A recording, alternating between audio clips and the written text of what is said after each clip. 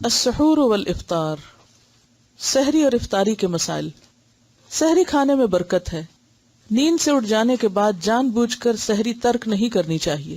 عن انس رضی اللہ عنہ قال قال رسول اللہ صلی اللہ علیہ وسلم تسحروا فإن فی السحور برکہ، متفق علیہ۔ حضرت انس رضی اللہ عنہ سے روایت ہے کہ رسول اللہ صلی اللہ علیہ وسلم نے فرمایا سحری کھاؤ کیونکہ سحری کھانے میں برکت ہے۔ اسے بخاری اور مسلم نے روایت کیا ہے۔ اور برکت کا معنی یعنی تھوڑا بھی کھا لے تو اس سے انسان کی سیٹسفیکشن ہو جاتی ہے، اور بالکل اگر کچھ نہ کھائے تو اس سے ایک اور طرح کی فیلنگ ہوتی۔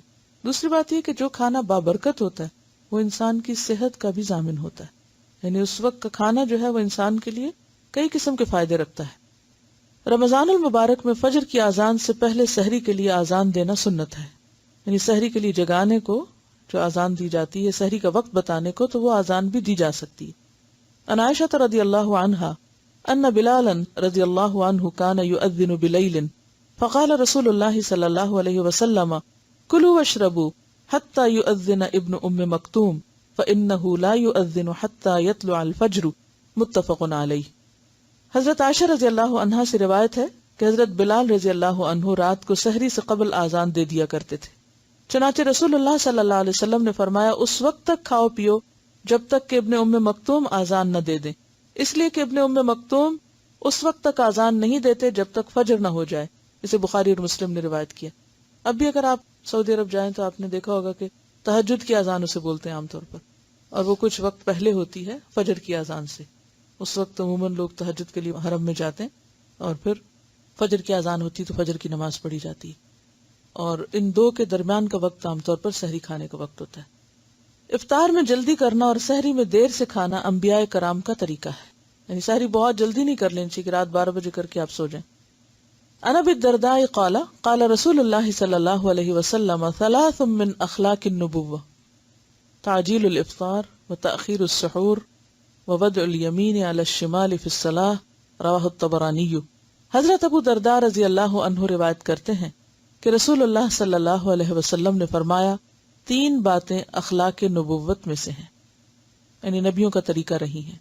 نمبر 1 روزہ جلدی افطار کرنا، اور جلدی سے مراد سورج غروب ہوتے ہی، وقت ہونے کے فوراً ساتھ ہی۔ نمبر 2 سحری دیر سے کھانا، یعنی آخری وقت میں کھانا، وقت کے بعد نہیں، وقت تک۔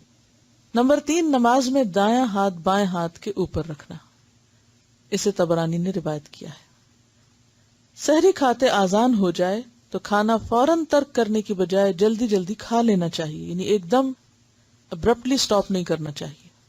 عن ابی ہریرہ رضی اللہ عنہ قال قال رسول اللہ صلی اللہ علیہ وسلم اذا سمع احدکم النداء والاناء على يده فلا يدعه حتى يقضي حاجته منه، رواہ ابو داود۔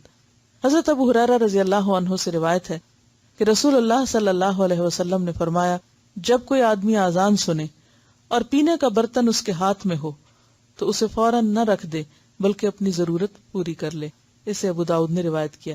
اب دیکھیے کہ کتنی حکمت ہے، کھانے کی وجہ پینے کا برتن کہا گیا ہے، کیونکہ یا تو آخر میں پانی پیتے ہیں یا چائے پیتے ہیں، تو چائے پیتے وقت یعنی بازو کو تھوڑی سی رہتی ہے تو اس کو اذان ہوتے ہوتے مکمل کر لیں، لیکن یہ نہیں کہ ایک کپ پینے کے بعد ایک اور بھی انڈیل لیں۔ روزہ افطار کرنے کے لیے غروب آفتاب شرط ہے۔ عن عمر رضی اللہ عنہ قال قال رسول اللہ صلی اللہ علیہ وسلم اذا اقبل اللیل من ها هنا وادبر النهار من ها هنا وغربت الشمس فقد افطر الصائم، متفق علیہ۔ حضرت عمر رضی اللہ عنہ کہتے ہیں رسول اللہ صلی اللہ علیہ وسلم نے فرمایا جب رات آ جائے، دن چلا جائے اور سورج غروب ہو جائے تو روزہ دار روزہ کھول لے، اسے بخاری اور مسلم نے روایت کیا ہے۔ دوران سفر جہاز پر سوار ہوتے وقت اگر روزہ افطار کرنے میں 15 منٹ باقی ہوں لیکن پرواز کی مطلوبہ بلندی پر پہنچ کر سورج 1 گھنٹے بعد غروب ہوا تو روزہ بھی 1 گھنٹے بعد ہی افطار کیا جائے گا۔ اسی طرح سحری کے وقت کا تعین بھی حاضر جگہ اور مقام کے لحاظ سے کیا جائے گا۔ اس میں بہت دلچسپ بات ہے، ایسا ہوا کہ ایک مرتبہ رمضان میں سفر تھا تو لوگ فلائٹ پہ بیٹھے ہوئے تھے، تو جو ہی ابھی فلائٹ اٹھ رہی تھی تو افطار کا وقت ہو گیا، تو انہوں نے اعلان کر دیا کہ افطار کر لیں. لوگوں نے افطار کر لیا، اور جب فلائٹ سٹیبل ہوئی اوپر گئی تو سورج نظر آ گیا، اور لوگوں نے شور مچا دیا کہ ہمارا روزہ خراب کر دیا ہے، ابھی تو سورج غروب ہی نہیں ہوا.